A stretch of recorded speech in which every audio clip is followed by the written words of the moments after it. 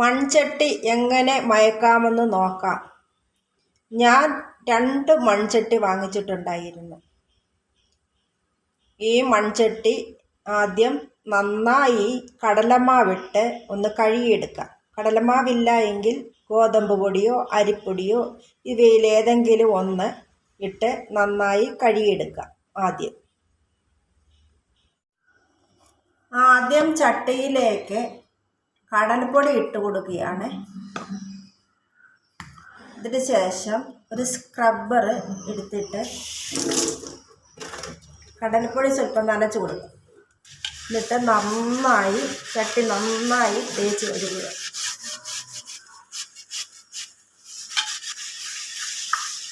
സോപ്പിട്ട് കഴുകരുത്. സോപ്പിൻ്റെ ലോഷനോ ഒക്കെ ഇട്ട് കഴുകിയാൽ ഇതിൻ്റെ ചെറിയ ചെറിയ സുഷിരങ്ങൾ മൺചട്ടിയിലുണ്ട്. ആ മൺചട്ടിയിൽ ആ സുഷിരത്തിൽ ആ സോപ്പിൻ്റെ അംശങ്ങളെല്ലാം പിടിച്ചിരിക്കും. പിന്നെ നമ്മൾ കറികൾ വയ്ക്കുമ്പോൾ കറിയിൽ ആ സോപ്പിൻ്റെ അംശങ്ങളെല്ലാം കലരാനിടയുണ്ട്. അതുകൊണ്ട് സോപ്പ് പൊടിയോ അതിൻ്റെ ലോഷനോ ഒന്നും ഉപയോഗിച്ച് കഴുകരുത്. ഇതുപോലെ കടലമാവോ ഗോതമ്പ് പൊടിയോ അരിപ്പൊടിയോ അങ്ങനെ ഇട്ടേ കഴുകാവൂ. ഇത് നന്നായി തേച്ച് കഴുകിയെടുക്കുക. മണ്ണിൻ്റെ ചുവ ഒക്കെ മാറണം. അതിനു വേണ്ടി നന്നായി ഇത് കഴുകിയെടുക്കണം.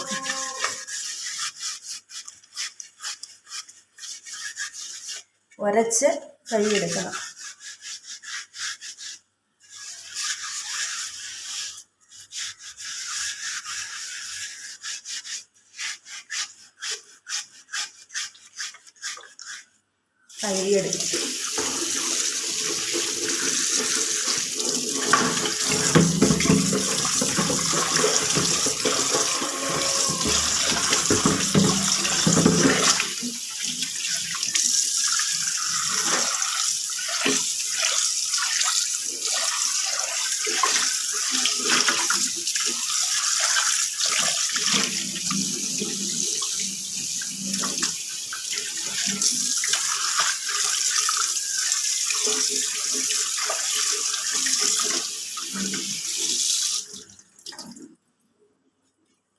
നന്നായി കഴുകിയെടുത്തിട്ടുണ്ട്.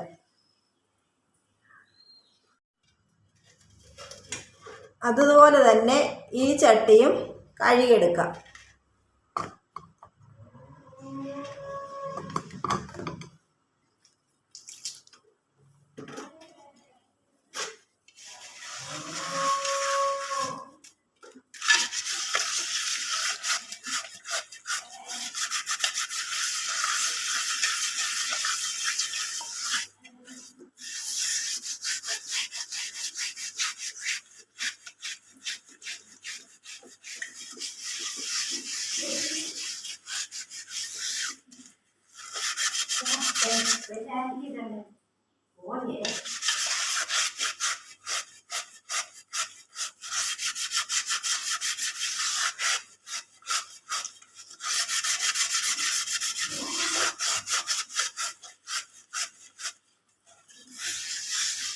ഇതിന് ചോർച്ച വല്ലതും ഉണ്ടെങ്കിൽ തരിയില്ലാതെ മണ്ണെടുത്ത് നല്ല അരിപ്പയിൽ അരിച്ച് മണ്ണെടുത്ത് ആ മണ്ണ് വെള്ളം ചേർത്ത് കുഴച്ചിട്ട് ഇതിൻ്റെ പുറത്തെല്ലാം മെഴുകി വെക്കണം. മെഴുകി വെച്ചിട്ട് വെയിലത്ത് വെച്ച് ഉണക്കിയാൽ ഇതിൻ്റെ ഹോള് വല്ലതും ഉണ്ട്, ചോർച്ച വല്ലതും ഉണ്ടെങ്കിൽ അത് ഇല്ലാതാവും.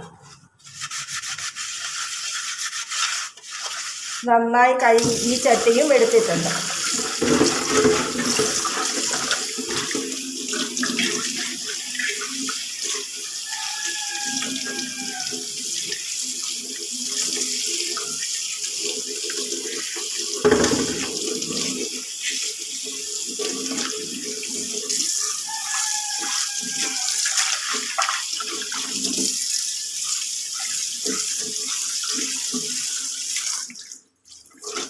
ഇനി ഇതിലേക്ക് ഞാൻ കഞ്ഞിവെള്ളമാണ് നിറയെ ഒഴിക്കുന്നത്. ഒഴിച്ചിട്ട് തീ കത്തിച്ച് അടുപ്പത്ത് വയ്ക്കാം.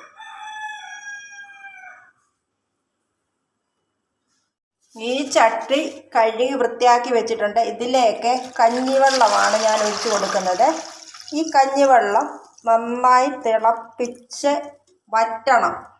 തീ കത്തിച്ച് തിളപ്പിക്കാം. നിറയെ കഞ്ഞിവെള്ളം ഒഴിച്ചു കൊടുത്തിട്ടുണ്ട്. ഞാൻ തീ കത്തിച്ച് അടുപ്പിൽ വെച്ചിട്ടുണ്ട്.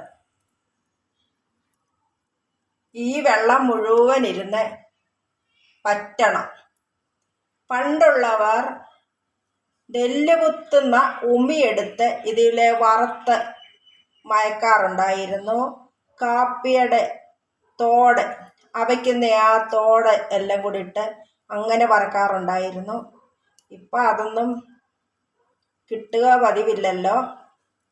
ഇതുപോലെ കഞ്ഞിവെള്ളം ഒഴിച്ചോ, പിന്നെ ഇത് കൂടാതെ തേയില പൊടിയിട്ട് അത് ഇട്ട് നല്ലതായിട്ട് തിളപ്പിച്ചെടുക്കാം. അതുപോലെ തന്നെ അരി കഴുകുന്ന വെള്ളം ഒഴിച്ച് തിളപ്പിക്കാം.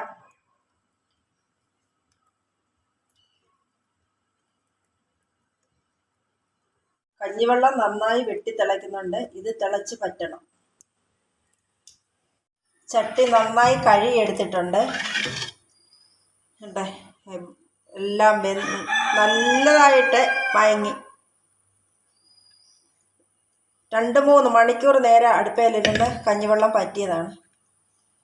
ഇനിയും ഇത് തുടച്ചിട്ട് എണ്ണ പുരട്ടി കൊടുക്കണം.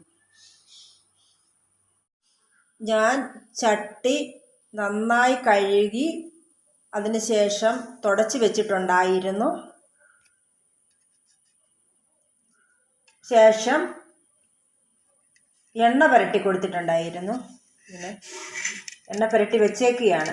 വെളിച്ചെണ്ണയാണ് ഞാൻ പുരട്ടി കൊടുത്തത്. ഇതിൻ്റെ പുറത്തെല്ലാം പുരട്ടിയിട്ടുണ്ടായിരുന്നു. കൊണ്ട് പുറമെല്ലാം ഉണങ്ങി. ഇനി ഒന്നുകൂടെ ഞാൻ പുരട്ടാൻ പോവുകയാണ് എണ്ണ.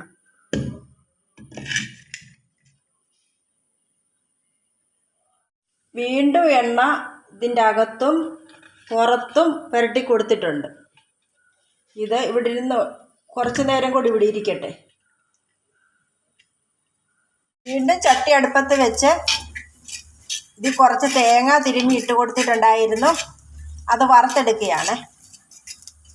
ഇത് വറുത്തെടുക്കുന്നത് ഉപയോഗിക്കുന്നൊന്നുമില്ല, കളയവേ ഉള്ളൂ. ഇങ്ങനൊന്ന് വറുത്ത് ആദ്യം ഈ എണ്ണയൊക്കെ ഒന്ന് ഈ ചട്ടിയിലൊന്ന് പിടിക്കണം. അതിനുശേഷം വീണ്ടും ഇത് കഴുകി എണ്ണ പുരട്ടി വെച്ചേക്കണം. പിന്നെ നമുക്ക് കറി വെച്ച് തുടങ്ങാം. ഈ ചട്ടിയിൽ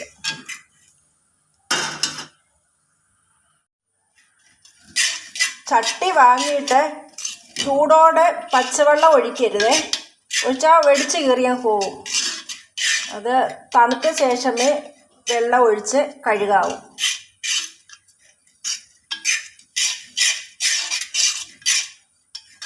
ഈ തേങ്ങ മൂത്തിട്ടുണ്ട്. ഓഫ് ചെയ്യുകയാണ് ഫ്ലെയിം. ചട്ടിയിൽ നിന്ന് തേങ്ങയെല്ലാം എടുത്ത് കളഞ്ഞിട്ടുണ്ടായിരുന്നു. ഇതിലേക്ക് വീണ്ടും ഞാൻ കടലപ്പൊടി ഇട്ട് നന്നായി ഒന്ന് കഴുകിയെടുക്കണം. അതിന് ശേഷം വീണ്ടും എണ്ണ പുരട്ടി വയ്ക്കും. തേങ്ങയെല്ലാം വറുത്ത തേങ്ങയെല്ലാം ഞാൻ കളഞ്ഞു. അതിന് ശേഷം വീണ്ടും കടലപ്പൊടി ഇട്ട് കഴുകി തുടച്ച് വീണ്ടും എണ്ണ പുരട്ടിയിട്ടുണ്ട്. ഈ എണ്ണ പുരട്ടിയത് ഇരുന്ന് ചട്ടിയെ നന്നായി പിടിച്ചോളും. ഇനിയും കറി വയ്ക്കാൻ പാകമായി. ഇനിയും ഇതിൻ്റെ അകത്ത് എന്താ വേണേലും കറി വയ്ക്കാം. ആദ്യം തേങ്ങ അരയ്ക്കുന്ന ഒരു കറി വയ്ക്കുകയാണ് ഏറ്റവും നല്ലത്. തേങ്ങ വറുത്ത് ഊരുന്ന ഒരു തീയലോ വല്ലതും വയ്ക്കുക ആദ്യം. അതിനുശേഷം മീൻ കറിയൊക്കെ വെച്ച് തുടങ്ങാം. ചട്ടി ഈ കൊച്ചു വീഡിയോ ഇഷ്ടപ്പെട്ടുവെങ്കിൽ സബ്സ്ക്രൈബ് ചെയ്യണേ. പുതുതായി കാണുന്ന കൂട്ടുകാർ സബ്സ്ക്രൈബ് ചെയ്യണേ. അതുപോലെ കമൻറ്റ്, ലൈക്ക്, ഷെയർ ചെയ്യണം. നിങ്ങളുടെ സപ്പോർട്ട് എനിക്ക് ആവശ്യമാണ്. മുൻപോട്ട് ഈ വീഡിയോ കൊണ്ടുപോകുന്നതിന് സപ്പോർട്ടിനെ ആരും ചെയ്യുന്നില്ല, ആരും ലൈക്കും ചെയ്യുന്നില്ല. നിങ്ങളുടെ സപ്പോർട്ട് എനിക്ക് അത്യാവശ്യമാണ്. നിങ്ങൾ സപ്പോർട്ട് ചെയ്യുമല്ലോ. ഇനി അടുത്ത ഒരു വീഡിയോയിൽ വീണ്ടും കാണാം. Thank you.